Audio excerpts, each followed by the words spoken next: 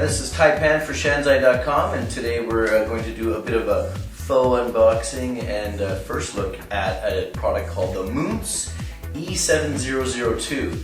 Now the 7002 is the follow-on to the Moonse E7001, go figure. A video that we actually done earlier this year that 86,000 of you guys watched, so probably you're quite interested in this product, and we can tell you that this one that we're going to be looking at, because it's a faux unboxing, which means we've already taken a peek what's going on inside the box, is probably going to impress you even more than the original Moonse. So one of the first things you'll notice about the Moonse is in the packaging of the boxing. It's already got the Android 2.1 listed on the box, so they were well prepared to do that and put it out the door.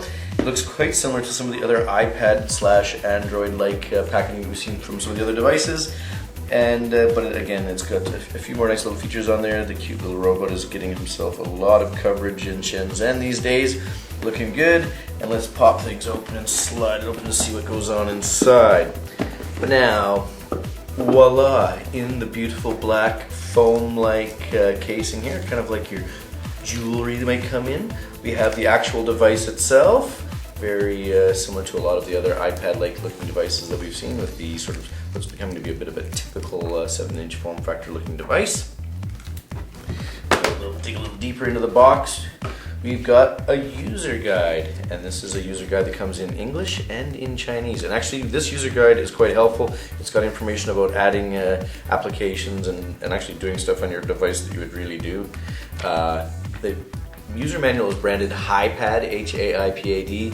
The flash screen on the device, actually, when it boots up later, as we'll see from our faux unboxing, actually also shows HiPad branding, but it is the Moonse E7002 that we're really looking at.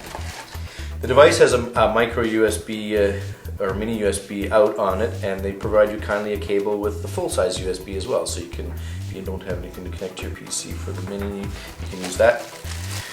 It's also got a full regular mini USB to your PC cable. These guys are giving you a little bit extra for your dollar there. And of course, what's an iPad clone-like type of device without iPad clone-like earbuds? They got the ubiquitous white earbuds. And last but not least, very simple packaging, very simple device. We're looking at your charger. So really, quite pretty much the standard stuff that you're getting with these days with your pads. Probably almost the same amount of stuff you get in an iPad when you open up an $800 iPad. Ooh. All right.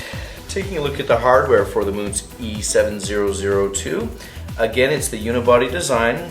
This is one of the ones that does have the cut in the back here that functions as a speaker port. If you look really closely, I'm not sure you'll be able to see that on camera. You can see a little bit of the foil that's underneath there that usually is the protective top of a speaker port.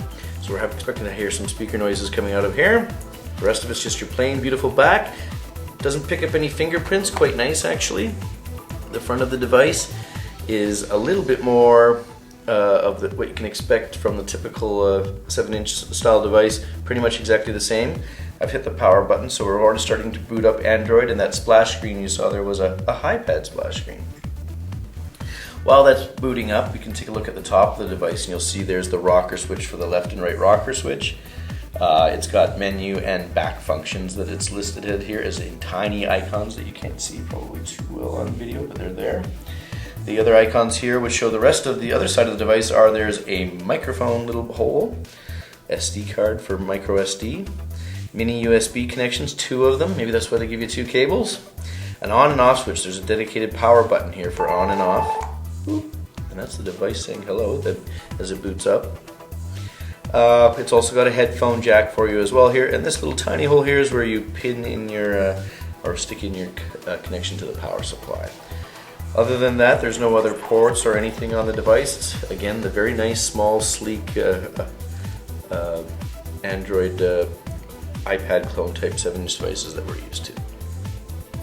Now, this is Android 2.1, which you said on the box, shows on the box, shows on the device. We've taken a look at it. It's starting to become pretty much a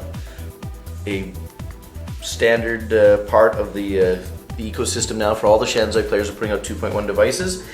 Interestingly enough, though, on this one, we can see that there's The icons and everything are a little bit bigger rather than down to the normal size. They're oversized. I haven't played with the device really yet to know whether we need to go in and change the resolution on it or not, but that's how it comes. And actually, one of the things that's also quite pleasing is there's a lot of applications preloaded on the device.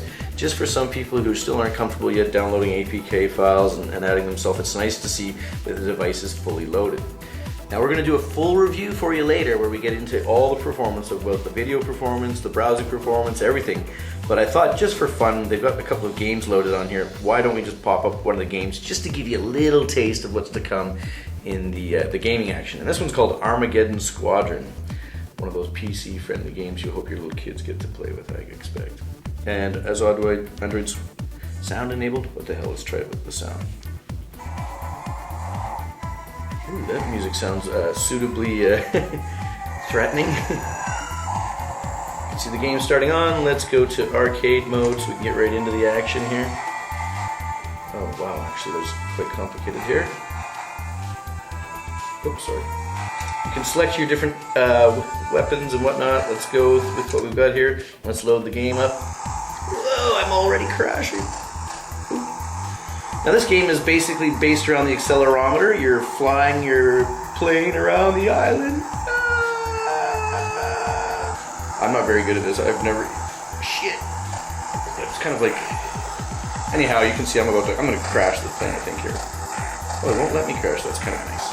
That's useful for pilots like my skill level. Oh, there we go. Well, that's the end of the game there. Well, just to give you a little bit of an idea about that. All of this performance is being brought to you by a 720 megahertz telechip from a Korean company producing an ARM processor, telechip branded.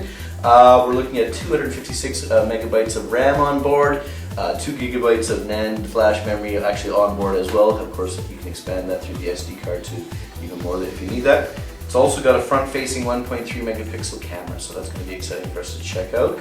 And we'll be back to you soon with a full review of all the features and functions of the Moonse E7002 or E7002.